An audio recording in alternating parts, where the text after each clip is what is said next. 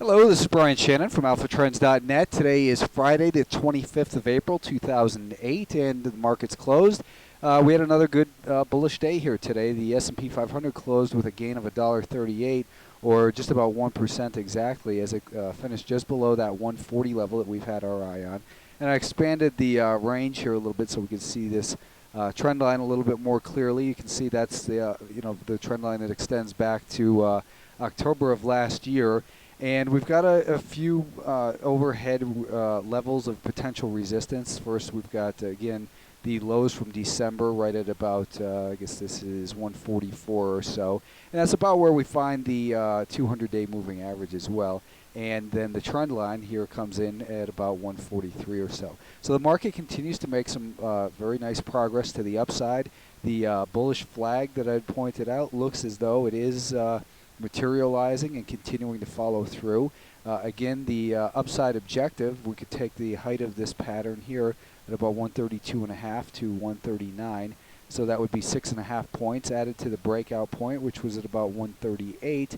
And that would give us a price objective of about 144.5, so maybe up right near that 200-day moving average.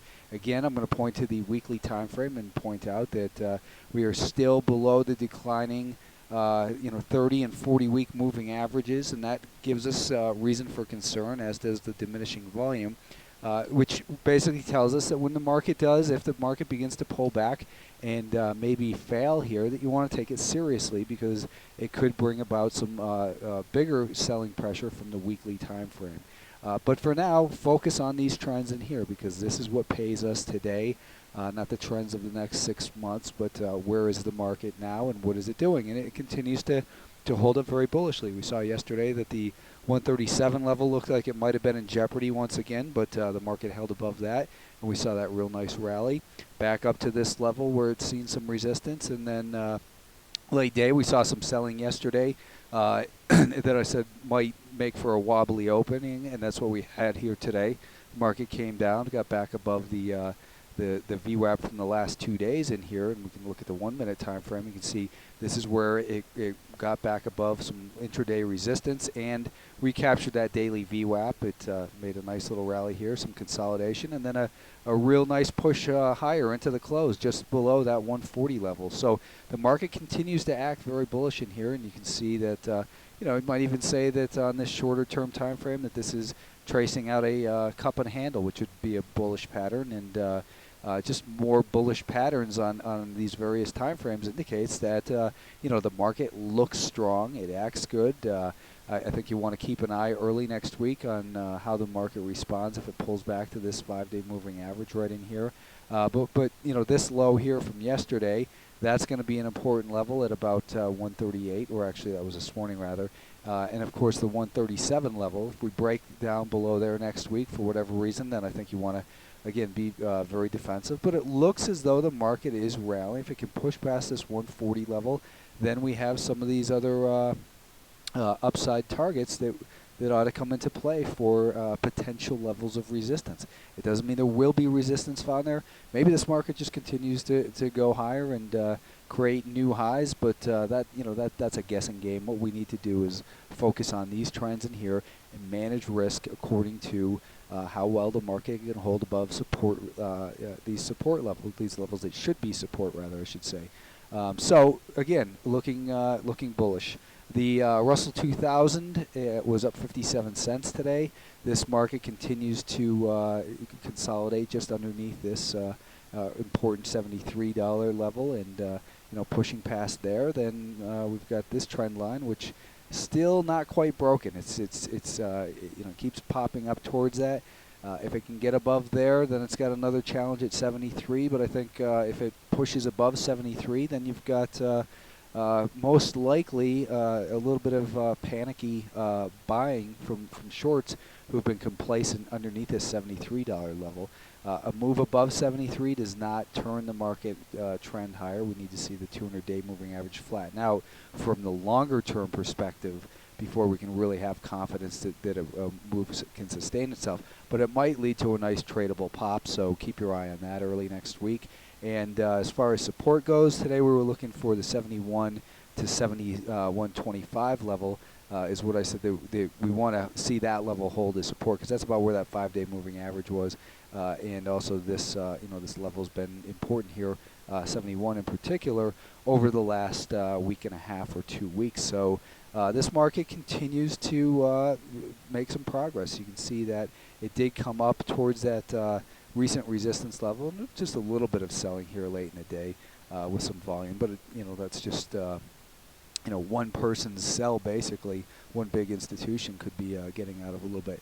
Nothing here damaging this this trend that's developed, and you can see here that this resistance becoming support.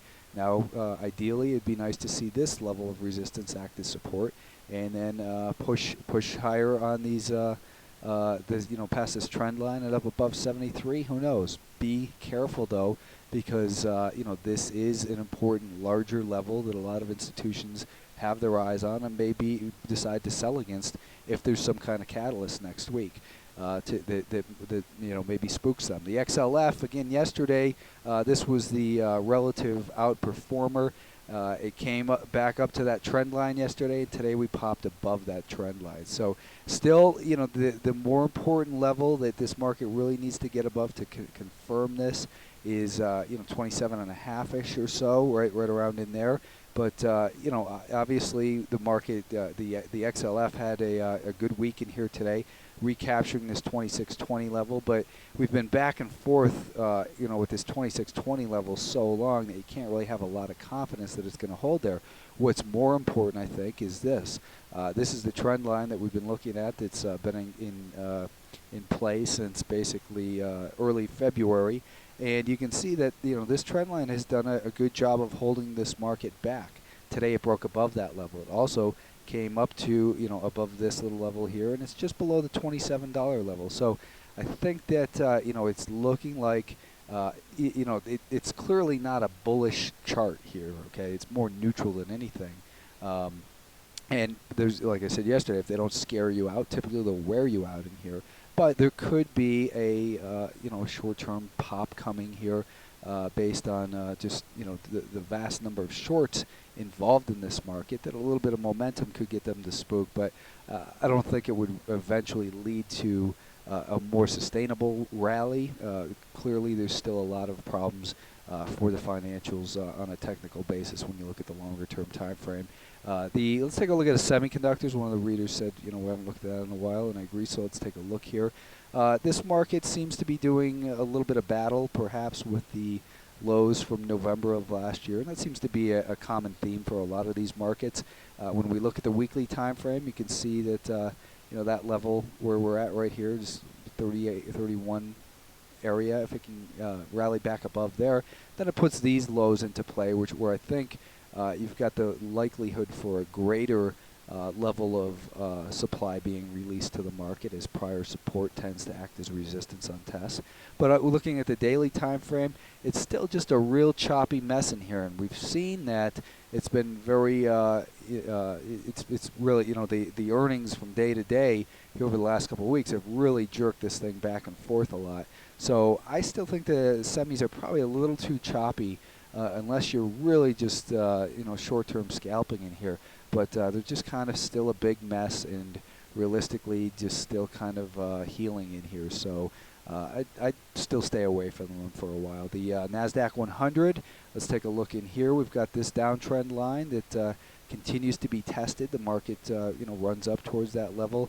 We saw that on Thursday, and then again today, that it can't quite make it through there. But more bullishly is the fact that we are above the 46 to 46 and a quarter level, or 46.40 level that had been important support. So that's a bullish scenario, obviously. I just put this trend line back on there. We've got the rising 10, 20, and 50-day moving averages. So in the daily time frame, we've got nice uptrends here. On the weekly time frame, same story as the S&P, though, below the 30 and 40-week moving average and right up towards that level. So a lot of times we find supply near that level. Doesn't mean we will, just something to be aware of, because this trend is still clearly intact on the daily time frame. And when we look at a 30-minute time frame, you can see that this 47 level, 47.10, we broke decisively above it yesterday, pulled back down early today, but got back above it. So for now, we want to be careful, because this market has so far it looks like a lower high. If it breaks below 46.50, then we'll have a lower low to go with it, and I think that it could be in for a deeper correction.